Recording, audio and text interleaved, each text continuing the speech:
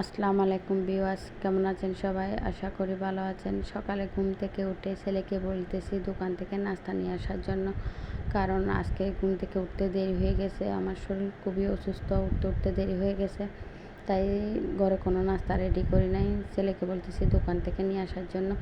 ছেলে গেছে, ওখানে রুটি পরোটা পায় নাই, দেরি হয়ে গেছে, তো সেই জন্য সিঙ্গারা আর পেঁয়াজও নিয়ে আসছে। এগুলো দিয়ে আজকে সকালে নাস্তা করছি আমি আর আমার ছেলে মেয়ে দুজন। নাস্তা করার পর সবজি বের করছি ফ্রিজ থেকে আজকে দুপুরে রান্না করার জন্য। তো আজকে দুপুরে রান্না করব বটবটি, চিংড়ি, শুটকি দিয়ে।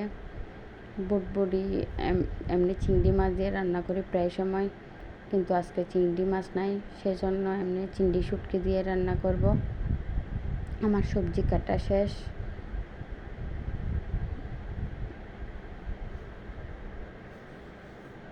সবজি কেটে এরপর রান্না করতে চলে আসছি। রান্না করার আগে আবার ছেলে বলতেছে ওকে জলপাই আচার করে দিতে।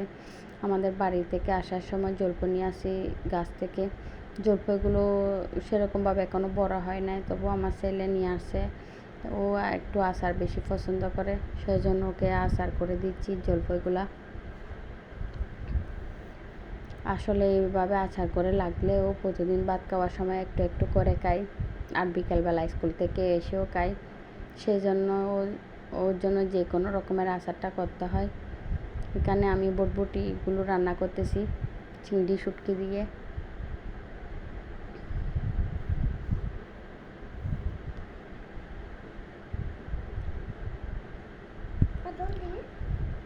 অনেকে আবার ভাজি করে বটবটি আলু দিয়ে ভাজি থেকে আমার থেকে চিংড়ি শুটকি আর চিংড়ি মাছ দিয়ে রান্না করলে ভালো লাগে, যার যেরকম পছন্দ আর কি।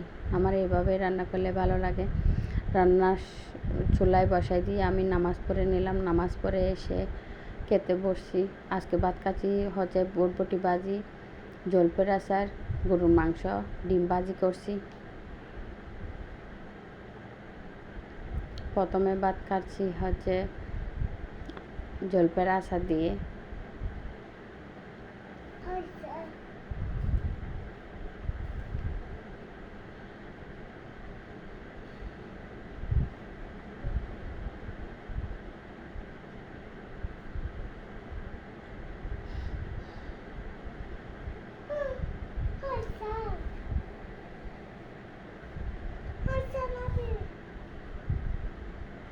দুপুরে খাওয়া দাওয়ার পর আবার মেয়েকে নিয়ে চলে গেলাম কিছু কেনাকাটা করার জন্য।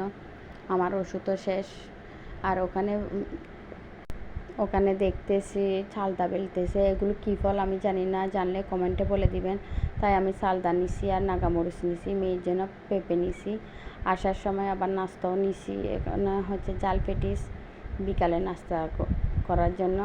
তাই আমি আর আমার ছেলে মেয়েরা এসে জাল পেটিস দিয়ে চা খাচ্ছি। এই পর্যন্ত।